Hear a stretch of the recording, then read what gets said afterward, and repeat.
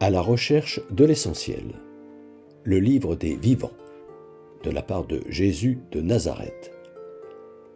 Le destin des hommes, la gloire. À partir de l'épisode des pèlerins d'Emmaüs, et plus particulièrement de « Ne fallait-il pas que le Christ endurât ses souffrances pour entrer dans sa gloire ?»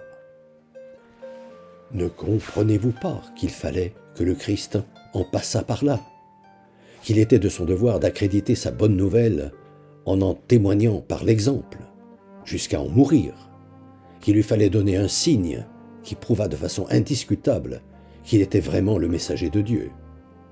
N'avez-vous pas compris qu'il lui fallait terminer sa mission en beauté pour qu'il soit reconnu Fils de Dieu, Fils du béni, dit Jésus aux deux pèlerins qui s'en retournent chez eux, après qu'il lui ait raconté ce qui vient de se passer à Jérusalem pendant les fêtes de la Pâque.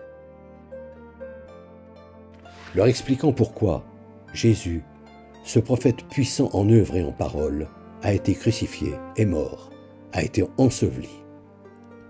Ce Messie qui devait même les délivrer des Romains, selon ceux qui ne savent prier qu'en rabâchant des psaumes et autres paroles préécrites.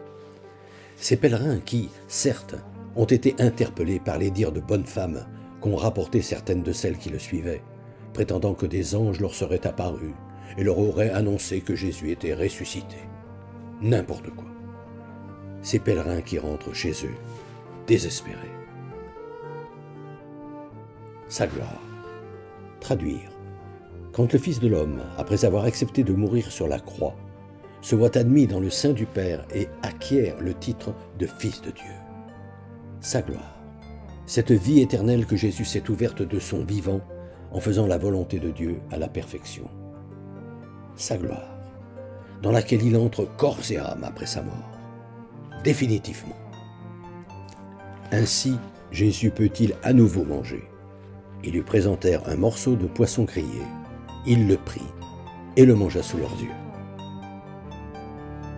Sa gloire. Traduire, quand le Fils de l'homme, après avoir accepté de mourir sur la croix, se voit admis dans le sein du Père et acquiert le titre de Fils de Dieu. Sa gloire, cette vie éternelle que Jésus s'est ouverte de son vivant en faisant la volonté de Dieu à la perfection. Sa gloire, dans laquelle il entre corps et âme après sa mort, définitivement.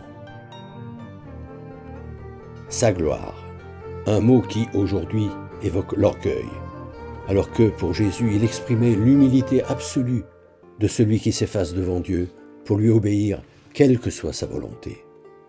Lorsque j'aurai été glorifié, lorsque j'aurai fait tout ce que Dieu attend de moi, y compris mourir sur une croix. Sa gloire, cette gloire que je partagerai lorsque j'aurai réussi à mon tour à entendre, c'est-à-dire à faire exactement ce que Dieu attend de moi, et que je serai prêt à mourir pour en témoigner, comme Jésus. À la semaine prochaine. Depuis des années, environ une fois par mois, j'envoie une lettre d'information spirituelle à tout mon carnet d'adresses. Le thème du moment est, depuis janvier 2019, « Être chrétien, ça veut dire quoi ?»